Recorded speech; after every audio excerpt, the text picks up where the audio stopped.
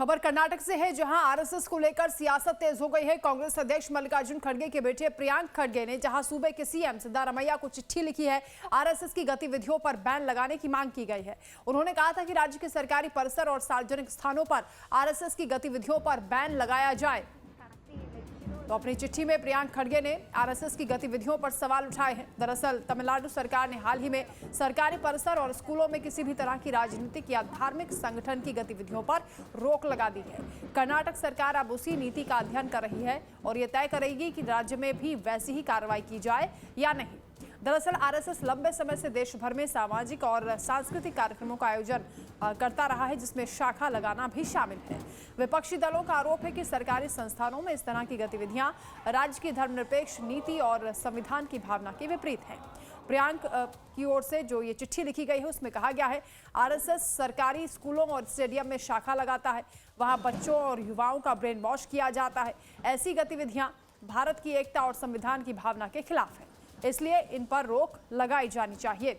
इस चिट्ठी पर मुख्यमंत्री सिद्धारमैया की ओर से भी प्रतिक्रिया सामने आई है।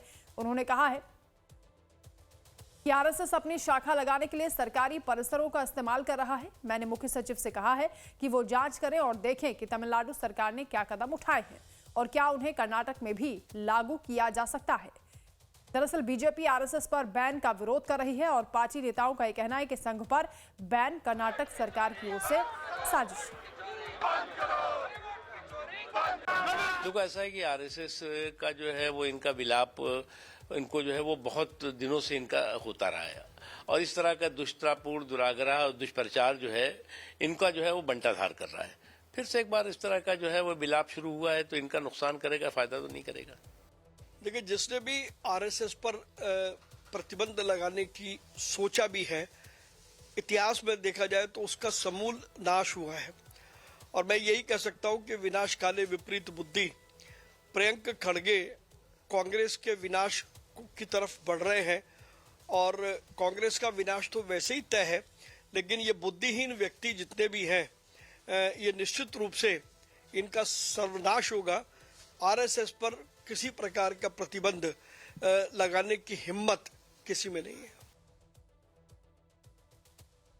मध्य प्रदेश से बीजेपी विधायक रामेश्वर शर्मा ने कांग्रेस अध्यक्ष पर करारा प्रहार किया। उन्होंने कहा कि खड़गे, सोनिया और राहुल गांधी सुन लें, कई बार कांग्रेस ने संघ को कुचलने की कोशिश की लेकिन कामयाब नहीं हो पाए। संघ राष्ट्र के लिए समर्पित संस्था है और समाज की सेवा करता है। मल्लिकार्जुन खड़गे जी हों या श्रीमती सोनिया गांधी हों या उनके बुजुर्ग युवा नेता राहुल गांधी जी हों, ये सब लोग संघ के धुर विरोधी हैं। और यही विरोधी नहीं है, नेहरू जी भी विरोधी थे, इंदिरा जी भी विरोधी थी, राजीव जी भी विरोधी थे और एक बार नहीं, दो दो तीन तीन बार संघ पर इन्हें जो है प्रतिबंध लगाया। फिर भी संघ 100 साल का होकर ये देश के, समाज की, राष्ट्र की सेवा कर रहा है, निस्वार्थ भाव से सेवा कर रहा है।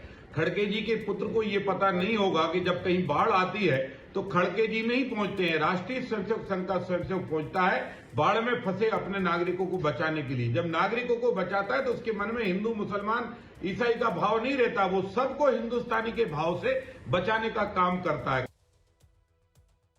प्रियांक खड़गे ने आरोप लगाया कि आरएसएस के कार्यक्रम विभाजनकारी हैं और राष्ट्रीय एकता के खिलाफ है। प्रियांक खड़गे की चिट्ठी पर बीजेपी लगातार हमलावर है।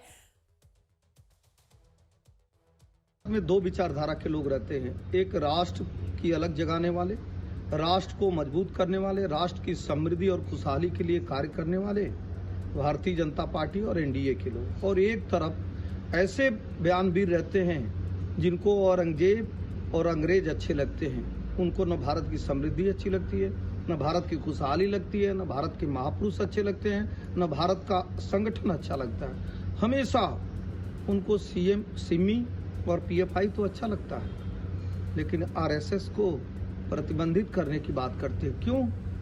क्योंकि वो भारत की समृद्धि के साथ जुड़ा हुआ है, वो राष्ट्र के विकास के साथ जुड़ा हुआ है, वो राष्ट्र के गौरव के साथ जुड़ा हुआ है। एक राष्ट्रीय संगठन जो राष्ट्र की बात करता है इनको खटकता है, और एक ऐसा संगठन जो भारत की तोड़ने की बात करता है वो इनकी चाहत बनता है। दूसरी ओर एनसीपी पवार गुट ने आरएसएस पर बैन का समर्थन किया है, जहां पार्टी का यह कहना है कि सामाजिक टकराव पैदा करने की परमिशन किसी को नहीं मिलनी चाहिए।